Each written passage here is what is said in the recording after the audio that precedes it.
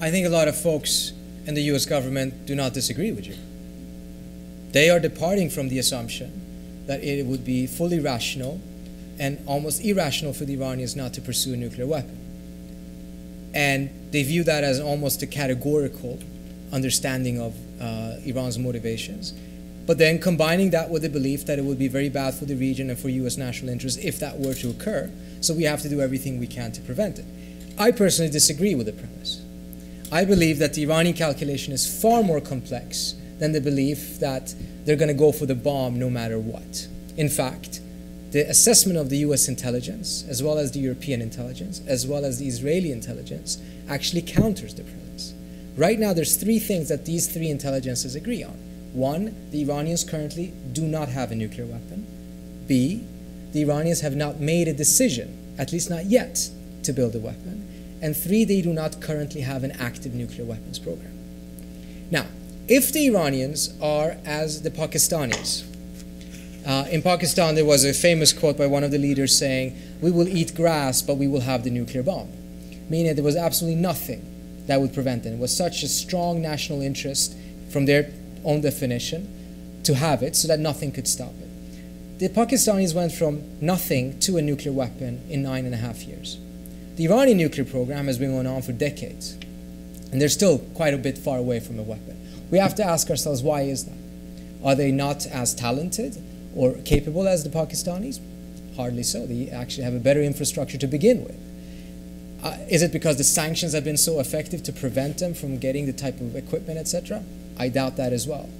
It may have had some impact, but it does not explain why this program is kind of just slowly going forward rather than the type of very quick crash program as the Pakistanis did.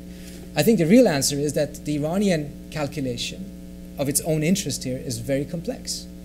On the one hand, there is a desire to have the capability to build a bomb and have that be known to the world as a deterrence in case its immediate security environment quickly deteriorates.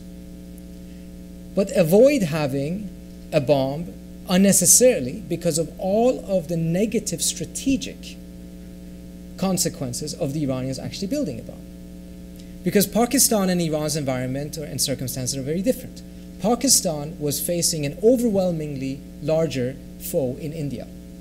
Its way of neutralizing, reaching parity, was by having the nuclear weapon.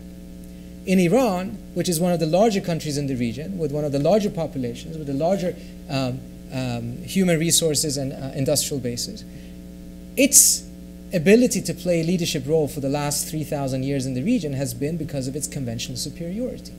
If the Iranians make the mistake of building a bomb, they risk sparking an arms race in the region in which other states in the region, much smaller, could either build or buy a bomb.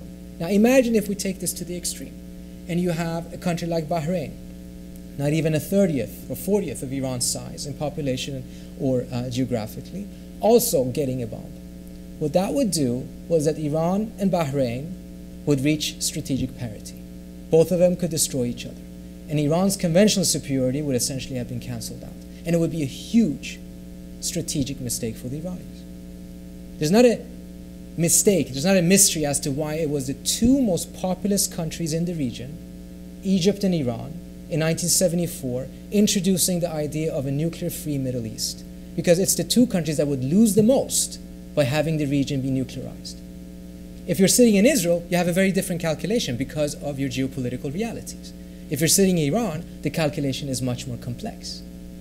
In fact, it was an Israeli general who told me that India made the big mistake by testing the bomb, because once India tested the bomb, it meant that India overnight went from being 10 times the size of Pakistan to being an equal to Pakistan the day after when Pakistan tested its bomb. Iran would make a huge mistake. And this is incidentally nothing that is a mystery to the Iranians.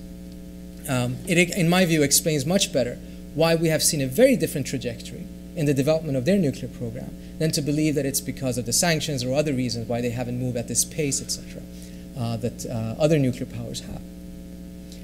It's important to understand this because if we depart from the assumption that they're dead set on getting a nuclear weapon and there's absolutely no rational argument that would convince them not to, then we have a very simplistic understanding of that side, but most importantly, it leaves us with very few options. If you recognize that there's conflicting interests within that entity that sees it differently, that can see reasons why they shouldn't have it, then you also have the ability to address that, strengthen the incentives for them not to go down that route, and present a strategic argument as to why they shouldn't embark on that road altogether.